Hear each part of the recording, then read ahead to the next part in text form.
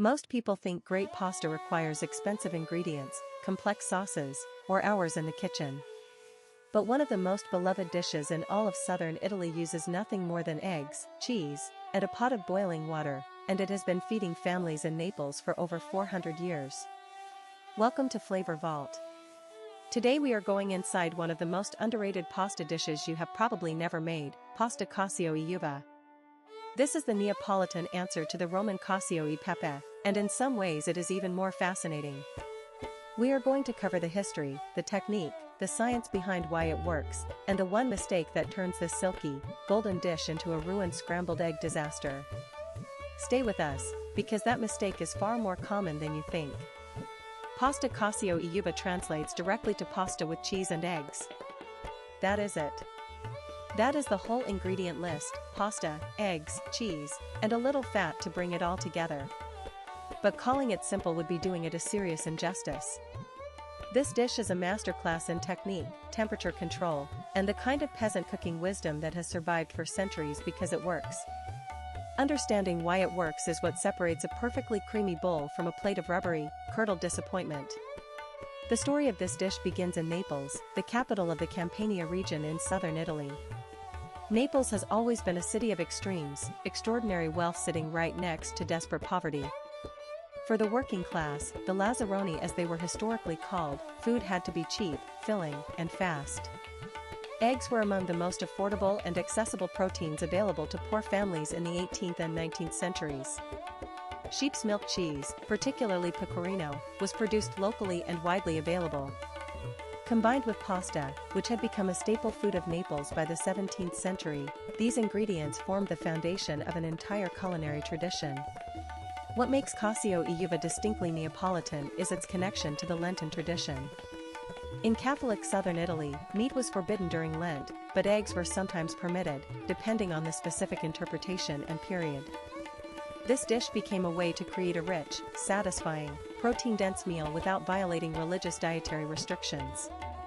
Some historians trace the dish specifically to Maundy Thursday, the day before Good Friday, when many Neapolitan families would cook a particularly generous version of this pasta as one final indulgence before the strictest days of fasting.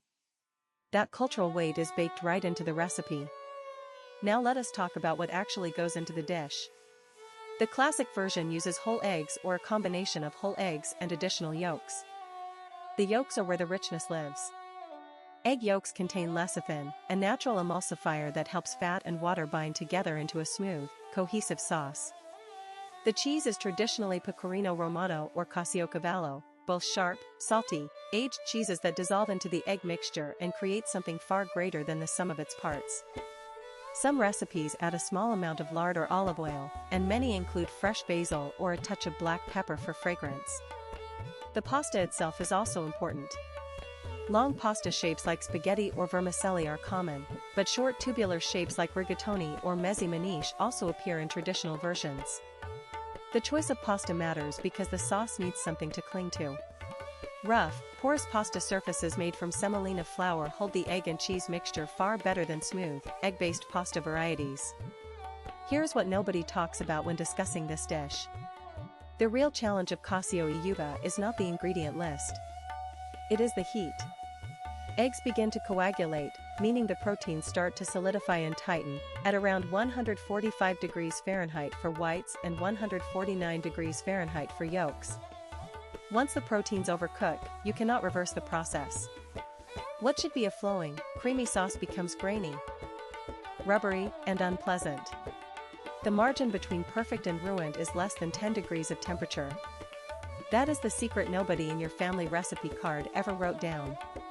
The technique that protects against this disaster is called tempering. Before you add the egg and cheese mixture directly to the hot pasta, you introduce small amounts of hot pasta water to the egg mixture first, gradually raising its temperature without shocking the proteins into immediate coagulation. This is the same principle used when making hollandaise sauce, custard, or carbonara. The starchy pasta cooking water, which sits at roughly 200 degrees Fahrenheit while bubbling and slightly lower after the pasta is drained, acts as both a temperature regulator and a sauce thickener. The dissolved starch from the pasta water is a critical component that most beginner recipes fail to even mention. when you actually build the dish, the sequence matters enormously. Cook your pasta until it is just barely al dente, firm in the very center with no raw flour taste. While the pasta cooks, beat your eggs thoroughly with the finely grated cheese until you have a smooth, thick paste. Grating the cheese as finely as possible, using a microplane or the finest holes on a box grater, ensures it melts evenly rather than clumping. When the pasta is ready, remove it from the heat, let the temperature drop for roughly 30 seconds, and then begin adding the egg mixture while tossing constantly. Add pasta water in small splashes as needed to loosen the sauce and encourage emulsification. The residual heat of the pasta and the pan does the cooking. You never put this back on a direct flame. The result, when executed correctly, is extraordinary. The sauce coats every strand of pasta in a rich, golden, almost custard-like layer. The sharpness of the pecorino cuts through the richness of the yolks. If you have used lard in the base, you get a deeper, more savory backbone that is uniquely Southern Italian. Fresh basil, torn rather than chopped, adds a bright herbal note that lifts the entire dish. Some cooks in Naples add a pinch of black pepper, drawing an obvious parallel to carbonara, which itself has deep roots in the egg and cheese tradition of central and southern Italy.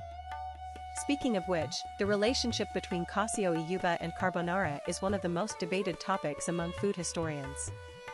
The Roman carbonara, made with eggs, pecorino or parmigiano, guanciale, and black pepper, shares so much DNA with this Neapolitan dish that many scholars believe one directly influenced the other. The most widely accepted modern theory holds that American soldiers stationed in Naples and Rome after World War II influenced carbonara by introducing bacon and eggs to local cooks. But the underlying technique of an egg and cheese sauce tempered off direct heat has clearly been Neapolitan practice for centuries before that story begins. What Cacio e Uova demonstrates is something fundamental about the philosophy of cucina povera, which means poor kitchen or peasant cooking.